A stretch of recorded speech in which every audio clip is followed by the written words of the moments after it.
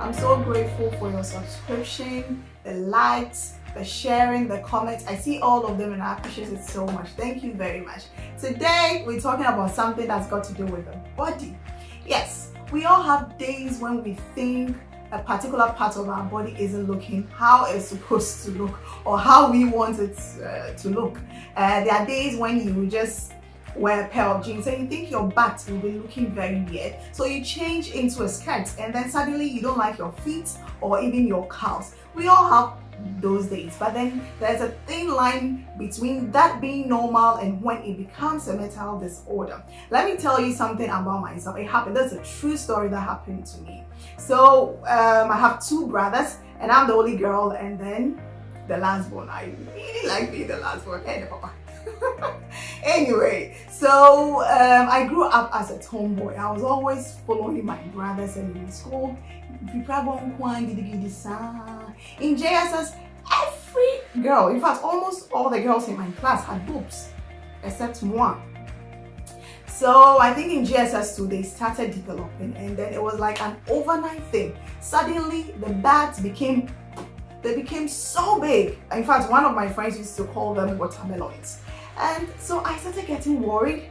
My mom used to make comments. Well, she didn't know it used to bother me, but it did. She used to ask me,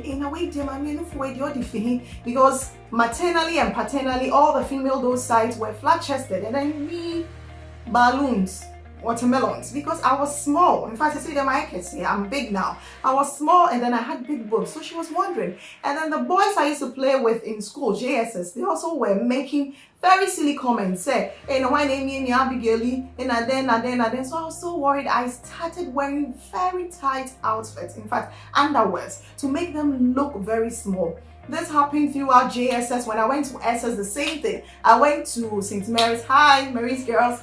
I went to St. Mary's senior high school now, and some of my classmates used to make those comments. You are so small and you have these big boobs. It used to worry me. In fact, I made a resolution, 3 things that when I get money, when I start working, these are the 3 things I was going to do. Buy a TV, because my dad says I watch too much TV. 2, buy a washing machine, because, well, I don't like washing. And 3, to reduce the size of my breasts. It used to worry me that much that I so wanted to reduce them. So when I went to boarding school, I found out that there were some girls who were buying very thick padded bras because they were flat-chested and they wanted them to be big. There were others who were putting silicone into their braces for them to look big. So I was like, wow, want it doesn't want, or how do we say it? Get it doesn't want, and then want it doesn't get. I hope I said it right. Yeah. Want it doesn't get, and then get it who doesn't want. That's what happened to me. So this phase lasted from JSS through SS and then to the university. I got out of this phase in the university when I finally realized in the university as well that there were a lot of girls who wanted what I had that I wanted to reduce. So I started embracing them. I started wearing very tight clothes. So what should I show? At first, I used to wear very big clothes. I was wearing my brother's t-shirts and all, but then when I went to university and I realized, wow, let me flaunt what God gave me. I don't like showing cleavage anyway, but then I was wearing tight clothes to make me feel good. So I got through that phase successfully. Probably you have a sister, you have a brother, you have a mother, you have a father, you have a child, a friend, a colleague who is going through this phase, but the phase has been so long, you might be thinking there's something wrong. Like I initially said, there's a thin line between this phase and then it being a mental disorder. That is what I want us to talk about today. There's something we call body dysmorphic disorder. It's a mental health disorder where someone is so fixated on one particular part of their body that it affects their whole lives. It can be their eyes, it can be their ears, it can be their nose, their mouth, their feet, their tummy. That it affects every part of their bodies. They do not want to go into social places because they think people might be looking at them. These are people, probably the person might think he or she has a crooked nose. So because of that, she doesn't want to go to class, or he doesn't want to go to work, doesn't want to go to functions, so that people will look at it. When you are looking at them, they actually think you are judging them by the features that they don't like. Sometimes these things don't even exist. Someone might be telling you that, hey, but when you look at the person, you don't see it. And so that's what I'm trying to explain, that it is a mental disorder. The person thinks, one, the problem might actually be there, or the problem might not be as bad as the person thinks it is, or the problem might not be there at all, but the person is just so fixated on that thing. Two doctors who think they have these jiggly arms. Mine, I don't know whether it's moving or not. Yeah, but see, because of that, they are always wearing clothes to cover their arms. That is fine, but when it gets to that level that they do not want to go out if they don't have such a dress to cover their arms, it becomes a mental disorder. Is there help? Of course there is help. This is medicine. Just take the person to see a medical doctor who will probably ask them to see a psychiatrist or a psychologist to help them. Body dysmorphic disorder can affect anyone, but we usually see the symptoms manifest in children and in adolescents. So dear parents, dear guardians, please pay particular attention to your kids.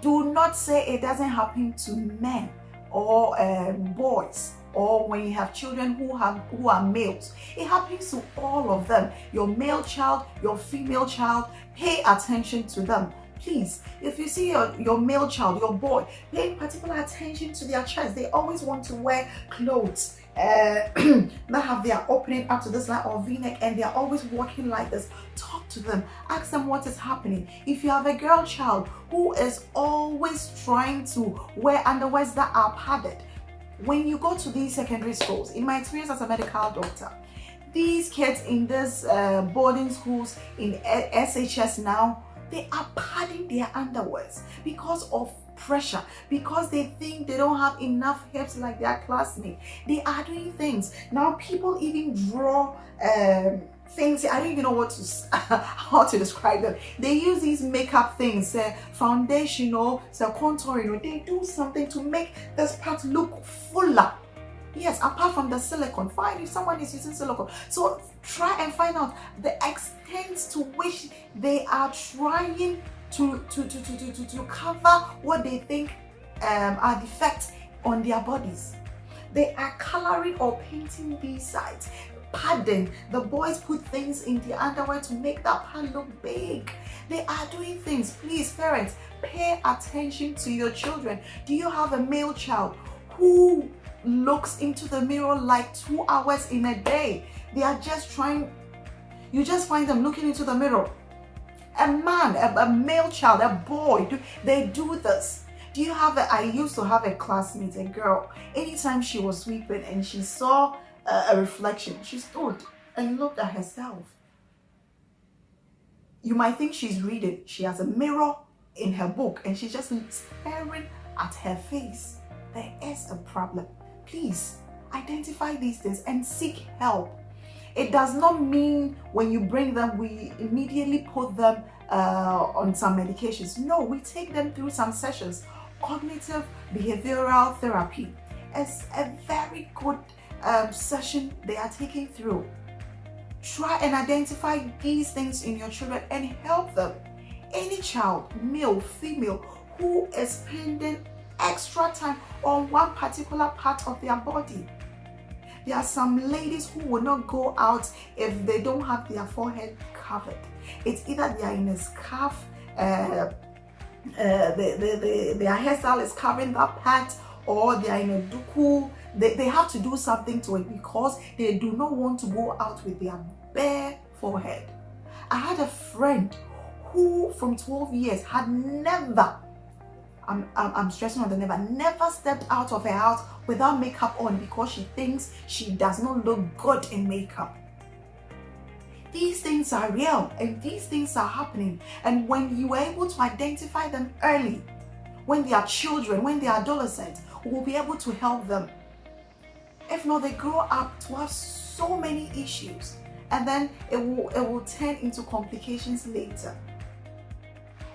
So why do you think you need to help such a person? If you have a friend in your life, a friend, a sibling, a family member who is going through this mental disorder or this phase, but you think this phase has kept too long, let the person seek help from a hospital. It can be a medical doctor who is a psychiatrist or a psychologist, or anyone who can talk to the person and help the person through this phase.